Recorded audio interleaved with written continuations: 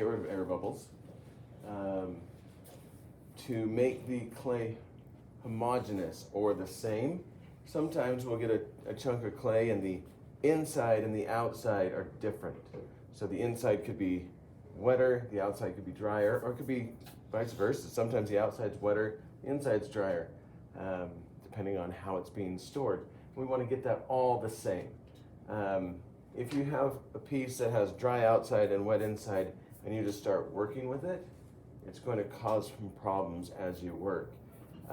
It also helps to get those clay particles moving together. When we are working on a table and we're doing pinch pots and other things, we're automatically going to be pushing the clay around. But when we're on the wheel, we want to get that clay moving so that when we get on the wheel, it's already kind of in a pattern that wants to spin. So let's go over wedging. So we're going to get a chunk of clay. Now, everybody does this slightly different. For me, ours comes out just like this. We're going to grab a chunk today and you're going to work with it and you're going to kind of mess with it over and over and over. If it is firm, okay, you can start by dropping it a little bit. Some people automatically drop it and now it's going to be softer. Now for me, make sure you can see where I'm doing this. I take this and I tap it so it's at an angle, okay? So I'm going to start there. I don't start here and I don't start here. I tap that at an angle and that's going to help me get this nice rolling motion. Now my hands are going to, they form this eagle, okay? We got wings and we got a head, right? And they're touching and they're going to push down and then my thumbs and maybe my fingers will roll that back up. And then we push down and we roll back up, down and roll back up. And it's a pretty gentle thing. We're not trying to kill the clay, but as we're doing it, every time we push, I'm pushing right here on my hands, and it's creating this this shape, okay? And remember when she said ram's head? Did she say ram's head? I think she did. That's what we're talking about right there. Some call it an ox head, some call it, I call it a baboon. But everything we do with our hands creates a shape. So we're going to come back here, we're going to roll up and then down, up and down, up and down. And as I'm getting here, I'm going to grab the horns and I'm going to twist them. Let me have you scoot back just a little bit so they can see both the screen and my hands. I'm going to twist it and down, twist it and down. And if you see right here, we have these spirals that are pushing the clay out. And we twist it and push down. We just keep on going until we know it's wedged all the way. And at the end, I'm going to push it up on itself. I'm going to tap my ends together, and I'm going to cut it in half. And I look, and I don't see any air bubbles, which means I did a good job, right? This is where you clap.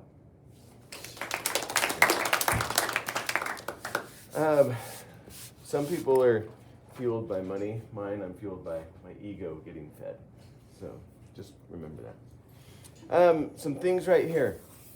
As you're working, you're going to have these wet spots, and they'll dry pretty quickly, but you've got to move away from the wet spots if it's sticking. We're almost opposite of what she was talking about. She uses a plaster board, which she wants to add moisture to it. Ours does a good job of taking a little bit of moisture out, but not too much. And in fact, sometimes we wedge to get that moisture gone. So if you're getting a wet spot, move to a different spot. Use a scraper, scrape that spot up, and we go from there. Now, Okay, we're going to wedge, so we're going to push this down, roll it like this. And if you look at my hands, I'm not squeezing the clay with my fingers. I'm just kind of twisting those horns as it moves down.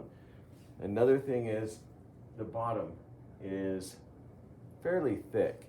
Some of you, as you start, and every one of you will do something and go, I'm not good at this. You're right, because you're brand new. Don't stress. But you will do something called this, and I call that smearing, where we push so hard it smears the clay. And what happens is when we bring it back up, we actually create air bubbles. Okay? So some of you will push really hard, and I'll be like, you need to back off just a little bit. Some of you will do this. You'll push down and roll it over, and push down and roll it over. Okay? And you get this weird something. If that's the case, and I see it, I'll come over and I'll just have you do this. You just need to think about the rocking motion right here. If you were in a rocking chair, you want to rock back and forth, not back and over, right? Maybe when you're a kid with your brother or something, you're like, let's see if we can flip this, but no, not today. So we're going to rock this down and back up, down and back up, down and back up. And we just keep on going. The firmer your clay is, the more you have to compress it.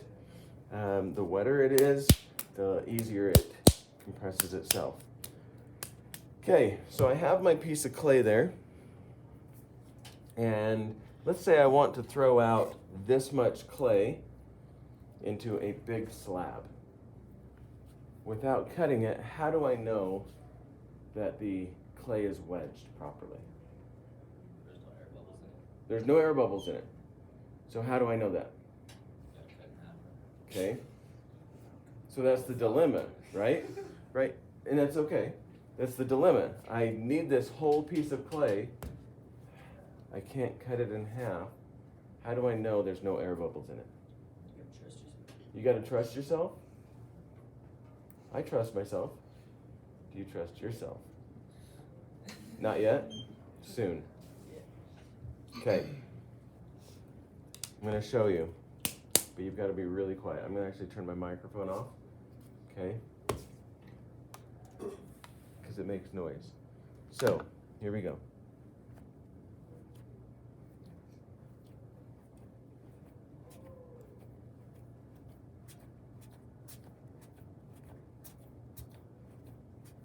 See how it's getting wet? I'm going to move over.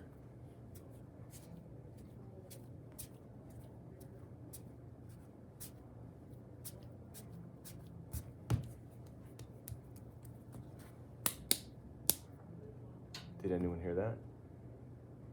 What'd you hear? The air escaping? The sound you heard there was actually my hands hitting there. Did anyone hear anything else? When I did this? Okay, that's I'll talk about that in a second. No one heard it? What? Say it loud. There's nothing to hear. There was, are you sure? Okay, it was really, really quiet. Okay, I'll do it again.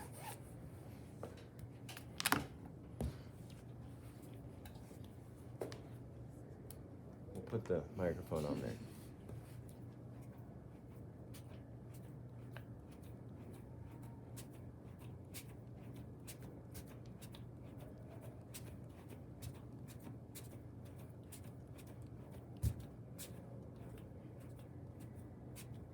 I'm done. That's what it said. I mean, I had to speak for it because you have yet to learn how to talk with the clay. Okay? But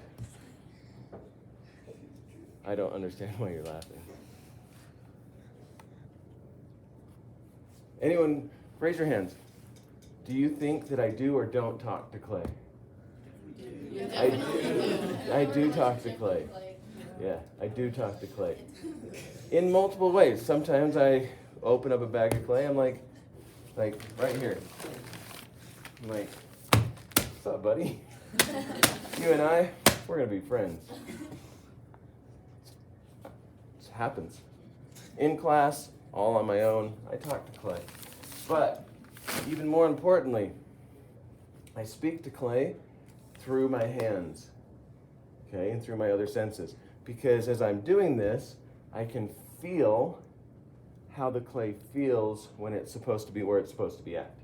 Now, you remember when you were rolling out your coils? You don't remember that? Just last class period? Oh, yes. Well, anyway, so you're rolling out your coils, right? Or you're pinch potting. You're pushing the clay. You are having a conversation with your clay, okay? And you're thinking and feeling and adjusting, and your fingers are sending impulses to your brain, and you're like, it's getting a little bit thin. So you adjust, right? You remember that?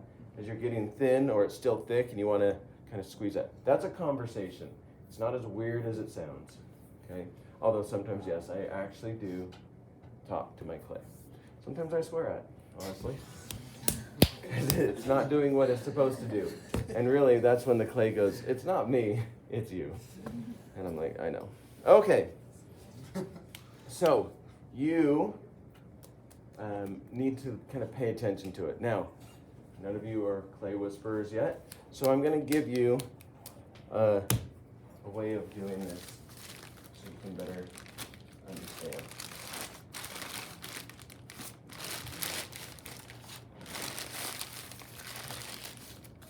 So, wedging clay is about getting the clay moving.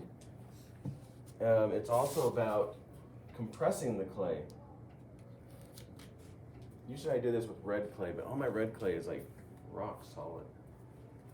So, we're going to do it with this. This is a weird clay. It's called paper clay. There's actually a paper pulp in it. I'll pass some around. It's kind of cool. We don't use this very much in class, but if you kind of pull it, you're going to see like paper fibers. So, pass that around. All right. So I get this moving. I'm going to give this sucker a horn. And I'm going to keep wedging it. Oh, I'm assuming you know how to count. Okay, so count. How many wedges have I done? Good. Okay. 2, 3, 4. Hey, what's up, yo? 6, 7, 8, 9, 10, 11, 12, 13, 14. See where the clay's at? Keep counting. 17, 18, 19, 20, 21, 22, 23, 5, 6. Okay. See how it's right there? Keep counting.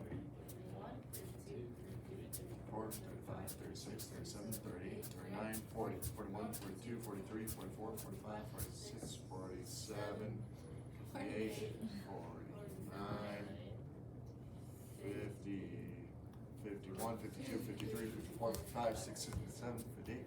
Okay. So at the end there, I'm going to compress that clay up on itself. And I'm going to tap the ends.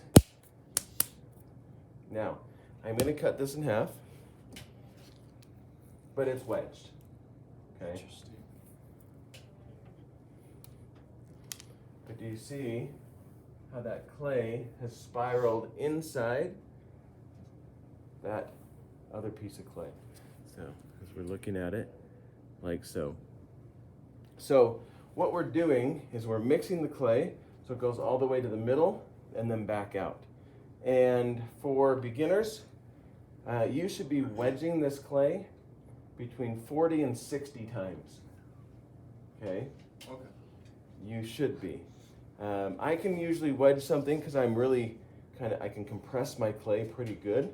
I can usually wedge something in about 30 times. But 40 to 60. I know people who wedge 100 times every time they do something. Whatever works for you. Okay, I'm gonna set these aside for a second because these are fun to throw out. Let's do another one. So we're gonna wedge, throw this like so. And this clay today, it's pretty soft, which means it compresses well, but it also means it will stick if we're like smearing it. It'll stick to my tabletop. So just kind of be mindful of that. Now, we're gonna talk about throwing out a slab. And as I'm doing this, okay, this is where I finish up. I'm going to roll this up on itself. And I want you to see, you see these edges there? That's where it rolls up. I want to make sure that those get kind of compressed in. So I give some really good pressure on it. And you gotta pay attention to this, the clay's orientation right here. So there's spirals that are right here, okay? And I'm going to tap those. Now the spirals are still there. Now if we're gonna throw out a slab, I need to twist those spirals so that they're going this direction, okay? Because if I keep it here and I start to throw out a slab, it's going to do something I call hot dogging, and it just kind of stretches out. It'll make it look kind of like a hot dog in a croissant roll, okay? Anyway, I'll show you. We'll go through it. So I come over here, I twist it so the spirals are facing away and towards me. So where my hands were are facing like this. And then I just drop it twice to make it sort of flat, okay?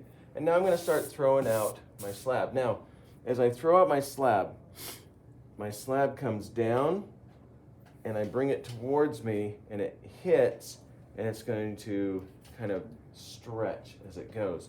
And it looks something like this. So down and towards me, down and towards me, down. And do you see how that's stretching out?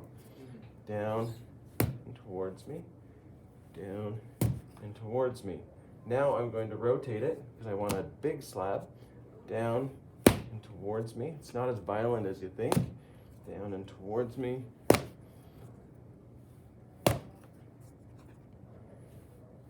And we'll do just one more here. So if my definition of a slab is a uniform, thick or thin piece of flat clay, it looks like this. Cut that in half there. This is the thickness we're going for. Okay, a little thinner is okay, a little thicker is okay, but that's a good thickness. So set this over here. Oops. Look at that. It's like exact. Right? Anyone want to dispute that? You can come see it. Yeah, that's a good looking slab. There's 3 things I do well in life, and making slabs is one of them. Yes. Okay, we're gonna wedge that up again. Wedge, wedge, wedge.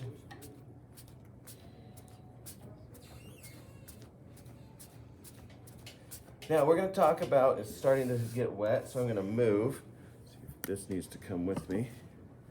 We're gonna talk about things not to do when we're throwing out a slab. And then we're gonna get you some clay, and you're going to work through it. Somebody's counting, right? No? 18? You're just throwing out a number. You're just throwing out a number. Gosh. Okay, I tap the ends. Which ways are my spirals going? Out. So I'm going to turn that. And again, if you don't turn them and we start to throw it out like this, especially as beginners, it's going to uncoil or hot dog outwards. Okay. So the first few throws are like this. Now, some of you are going to do this. So it's like a crash landing, right? Little UFO. Some of you are going to do this. It hits on the back side. Now, you could wedge that up again, or I'm a big fan of just flattening it out with my hand. Okay, some of you are going to be super angry. Oh, did I throw clay all over the place? Yeah. I'm sorry. In your hair, I'm so sorry. Well, it's the clay's fault. Okay, now, lots of things. Yeah, I literally blew the edge right out of that. Okay, lots of things happen. First off, we hit other people with clay, obviously. Sorry. Glad you didn't get hit. You might have to send you to the nurse. Anyway, right here, it mounded up. So when it goes straight down, it pushes the clay into the center. And then the next thing that's wrong is it starts to stick. So a little more gentle, and that clay will flatten out.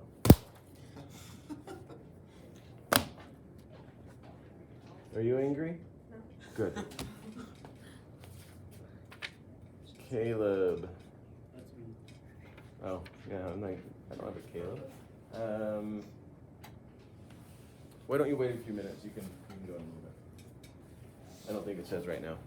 Or does it? Okay, go ahead. I was going to give you the secrets of clay, but whatever. You don't need it? Okay. So, less violence and more meditation. Just let that clay go. Now, don't stress when it's not working and you're getting frustrated. I'm going to give you a hint on how we can fix that. What's my definition of a slab? Universally thick or thin piece of flat clay, or something that lines right up with that. Pretty good, huh? Guinness Book of World Records right there. It's good stuff. All right, let's roll this up again. This clay is quite wet, it's quite flexible, and it's quite workable, which is great. Okay, I'm gonna move over this way, because do you see how wet that spot is? We wanna come over here. Wedge this up.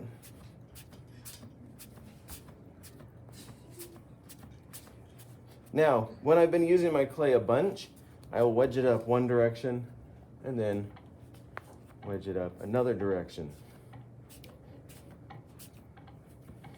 so that that clay really gets mixed together.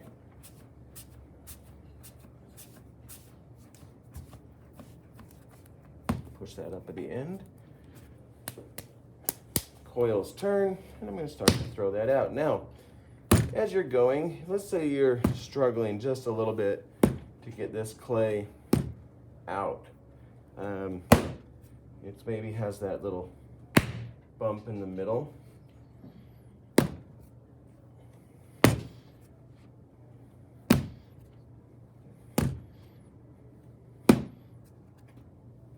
Oh, let me show you something that some of you will do. This is the hope for the best throw, and it looks like this. You just like do something. And some of you will do that, and it's okay. It's a perfectly great move. Okay, let's say you throw out, and then about this point, it starts to fall apart, or it's just having problems for you. So, let's get a bigger one of those. There are rolling pins that you can use. Now, you've got to pay attention to what you're doing, and here's the tips and tricks. Anytime you're going to roll out or do something with this clay, you've got to lift it. If I throw this down and then start to roll on it without lifting it, it's going to push that clay into the wood, and it's not going to release very well. So I lift it, I can flip it if I want. With the roller, I got these sticks on the side. Why do I have the sticks on the side? For thickness, right? That's how thick I want it to be. So I'm going to start in the middle, and I'm going to start to push out and then I'm going to come back and pull towards me. And then I'm going to lift it and flip it. I'm going to do that again. Always in the middle. Push out, pull towards me, flip it. Ooh. Okay. And depending on what size of a slab you want, you may want to turn this. Push this out, pull it towards me. Oh, that does.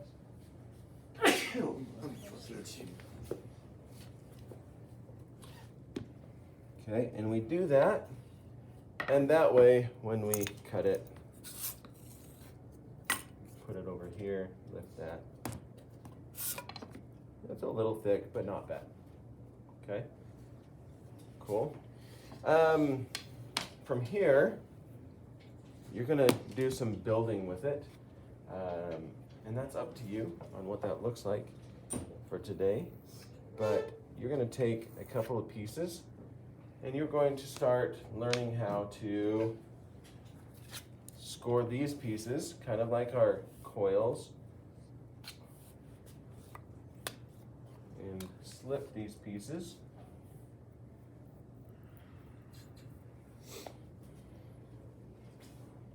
Into some sort of a box. I think we saw one on the projector this morning, right? I think we did. It had a box to it. So we're going to learn that. Now, for most of you, we'll see if we can't get everyone to see this. When we put on a wall like this, I'm going to come in and do one of two things. I'm going to either put a coil on the inside. I'm going to hold on the outside and kind of compress that in, then come back through and smooth it out like a weld. Or I'm going to take my fettling knife and I'm going to come just above on my top piece. And I'm going to push just a little bit of clay down and seal up that seam. Either one of those are perfectly good ways of compressing that seam. What I want to do when I'm done is look at my where it connects, and if I see shadows, like little line shadows, it means it's not compressed all the way. If it's just a nice round piece of clay, if you can't see this, so it's nice and round, that's compressed in, and it doesn't look like there are big seams. Just an exercise today. We will cover more and more on how we get clay to stick together as we move forward. Yeah. So what's important for the spiral that you're talking about? Why the spiral? Yeah. Well, we need to get the clay moving, and we need to get the outside and the inside the same consistency. But I'll take this, and because I've got that clay moving, I'll put that on the wheel, and when it spins, it's already kind of spinning in a circle. So I wouldn't want to throw it down like this, because that's going to go against my grain, if that makes sense. So I'll throw this out real quick just so you can see it. It shows a little bit better with red clay, but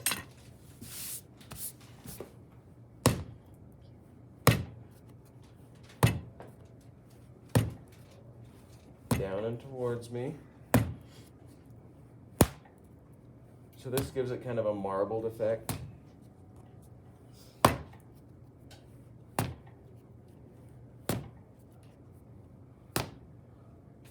So you can kind of see how those spirals are affecting the clay.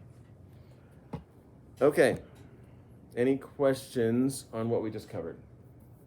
So wedging, slab making, a little more scoring and slipping. I want you to go get